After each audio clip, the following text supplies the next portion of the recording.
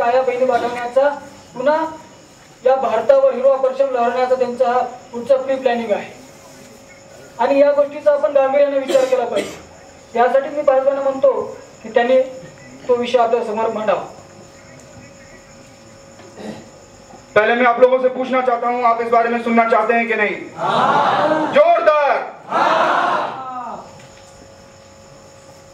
स्वामी विवेकानंद ने कहा है कि जिस प्रांत में, जिस क्षेत्र में हिंदुओं की आबादी घटी है, हिंदू माइनॉरिटी हुआ है, वो प्रांत, वो क्षेत्र हिंदुस्तान से टूटा है. वहां दंगे हुए हैं, वहां बलात्कार हुए हैं, वहां त्रासदियां हुई हैं, यहां तक कि नेचुरल डिजास्टर्स भी हुए हैं. एक बहुत बड़ा हथियार दुश्मनों के पास है और वो है वोम. वोम शब्द जो है, अगर वो मैन के आगे जोड़ दिया जाए तो वो वूमैन हो जाता है. औरत का मतलब होता है अ मैन विद अ वोम. वोम मतलब गर्भ. एक पुरुष अपनी जिंदगी में 2500 से 3000 बच्चों का बाप बन सकता है, मगर एक स्त्री अपनी जिंदगी में 18 से ज्यादा बच्चे नहीं दे सकती. बहुत ज्यादा फर्टिलिटी हो तो शायद उससे ज्यादा, नहीं तो 12, 15 या 18. अब अगर 12 बच्चे भी एक स्त्री को देने हैं तो उसको जीवन के कम से कम 25 वर्ष उसमें लगाने होंगे, तब वो 12 बच्चों को जन्म दे पाएगी. मगर यह प्रक्रिया को तेज किया जा सकता है अगर वही पुरुष एक स्त्री के अलावा 3 से शादी करे, 4 से शादी करे, 8 से शादी करे, तो फिर उस पुरुष के अनेक पत्नियों से अनेक और ढेर सारे बच्चे जल्दी जल्दी हो सकते हैं. और ये हमारे दुश्मनों की एक बहुत बड़ी स्ट्रैटेजी है. इसको इंग्लिश में कहते हैं पॉलीगैमी. पॉलीगैमी का मतलब एक पुरुष और कई सारी उसकी पत्नियां. इसका अपोजिट वर्ड है पॉलीहेनरी. पॉलीहेनरी का मतलब होता है एक स्त्री जिसके कई सारे पुरुष. अब इस्लाम ये तर्क देता है कि औरतों की आयु ज्यादा होती है और इस वजह से औरतें विश्व में ज्यादा हैं और इस वजह से वो पॉलीगैमी को फॉलो करते हैं. मगर इनका मूल मकसद ये नहीं है. इनका मूल मकसद है आबादी को जल्दी जल्दी बढ़ाना ताकि पूरे विश्व का इस्लामीकरण हो सके. अब सूरह 47 आयत नंबर 35 उनको ये कहती है कि जब तक आपकी कुव्वतें बुलंद ना हो तब तक आप चुपचाप मौन बने रहिए. एक बार आपकी ताकत बुलंद हो जाए, ये कुरान के बारे में कह रहा हूं, एक बार आपकी ताकत बुलंद हो जाए, उसके बाद आप काफिरों को, दुश्मनों को, हिंदुओं को या क्रिश्चियनों को या यहूदियों को जहां पाओ उनको खत्म कर दो. फिर शांति की गुहार नहीं करना. हमारे बीच में आज यही विषय है जिस पर मैं अब आपसे बात करने जा रहा हूं. आपको मैंने इस विषय का बैकग्राउंड समझा दिया, ठीक है? लगभग सबको समझ में आया है. ये बैकग्राउंड था. विषय का नाम है लव जिहाद. लव जिहाद के अंतर्गत केरला में 4,500 से 5,500 के बीच स्त्रियां और लड़कियां किडनैप की गई, कन्वर्ट की गई, जिनमें से 2,500 से 3,000 को आतंकवादी बना दिया गया. बाकी लोगों से आज भी सेक्सुअल स्लेवरी कराई जा रही है. कन्वर्जन के बहुत सारे तरीके होते हैं, बहुत सारी स्ट्रैटेजीज को वो अपनाते हैं, जिसमें एक प्रमुख स्ट्रैटेजी है मुस्लिम लड़की हिंदू लड़की से दोस्ती करे. ध्यान रखना, लड़का लड़की नहीं, मुस्लिम लड़की हिंदू लड़की से दोस्ती करे.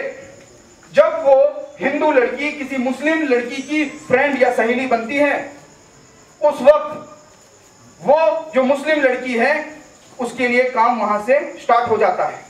वो क्या करती है, अनेक अनेक बहानों से अपने भाई को, अपने चाचा के लड़के को, अपने दूसरे दोस्तों को उस हिंदू लड़की से परिचय कराते हैं और फिर वहां पर कन्वर्जन की राह आसान हो जाती है.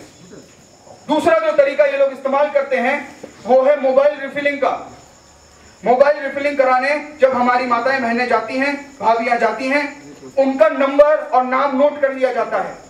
फिर वो जिहादी रोमियो को पास ऑन किया जाता है. आपको मैं लंदन में एक गुरुद्वारे में गया था, उसकी बात बता रहा हूं। वो गुरुद्वारे में एक पैम्पलेट उन्होंने मुझे दिया, सिख भाइयों ने मुझे एक पैम्पलेट दिया और उसमें ये लिखा हुआ था, मुस्लिम पैम्पलेट था, मुसलमानों ने बांटा था। भाई जी ध्यान दीजिए, बस सिर्फ 7-8 मिनट और मुझे बर्दाश्त करिए बस।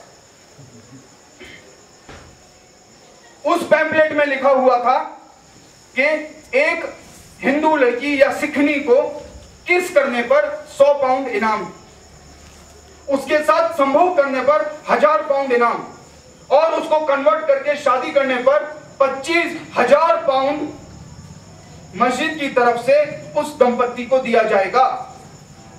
बहरीन का एक बैंक है, वो बैंक हिंदुस्तान में लव जिहाद को स्पॉन्सर करता है और ये पूरा जो प्रोजेक्ट है वो 600 करोड़ का है।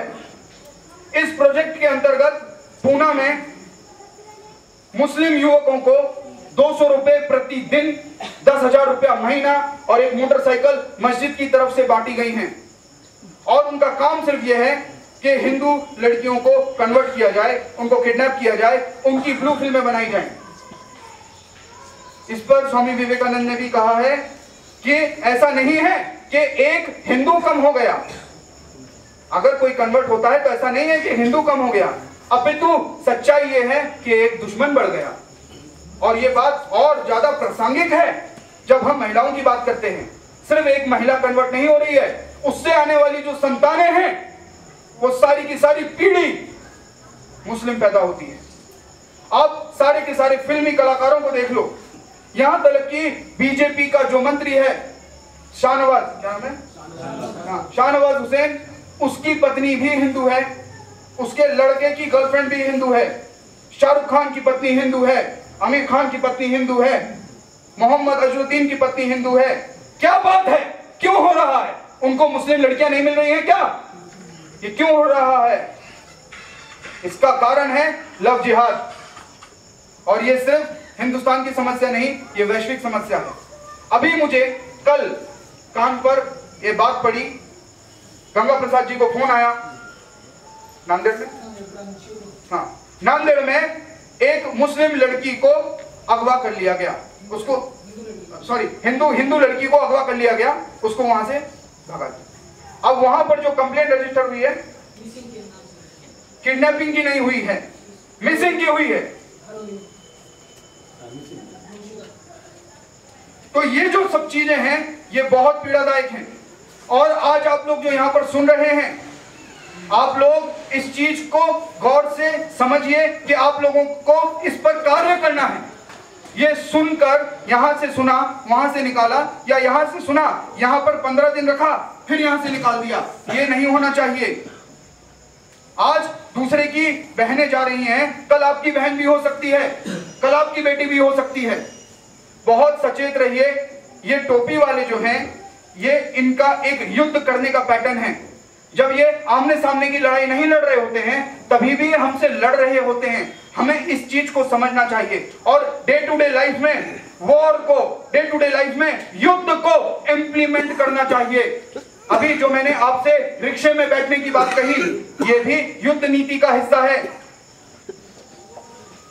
और दूसरी बात यह है कि जब हम हिंदू महिलाओं को ये बोलते हैं, हिंदू स्त्रियों को ये बोलते हैं कि उनके पास मत जाना, वो अच्छे नहीं है, तुम्हारे साथ गलत हो सकता है, तुमको गल्फ कंट्री में बेचा जा सकता है, तुमको ड्रग्स की आदत लगाई जा सकती है, तुम्हारी ब्लू फिल्म बन सकती है, वो लड़की यकीन नहीं करती, उसका आकर्षण और बढ़ जाता है।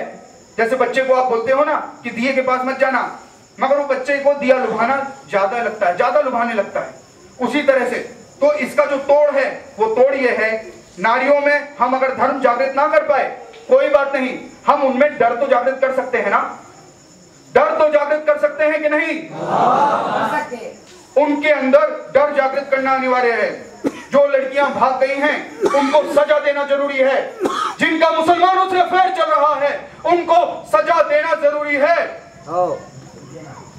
आपको पता है अगर किसी मुस्लिम लड़की का हिंदू लड़के से अफेयर चल रहा होता है, उसके पिताजी को अकेले कोने में नमाज पढ़नी पड़ती है, उसको जो जिल्लत और जो उसकी बेइज्जती होती है मस्जिद में, उसकी आपको कल्पना भी नहीं। क्या हमारे मंदिरों में ऐसे बाप की, ऐसे भाई की हम बेइज्जती करते हैं? नहीं करते। हम सोचते भी नहीं, भाग गई, चलो भाग गई, बुरी लड़की थी। अरे वो लड़की बुरी नहीं थी, आपकी शिक्षा में खोट है, आपकी शिक्षा पूरी नहीं हो रही है। और लड़की को यह भी आपको समझाना होगा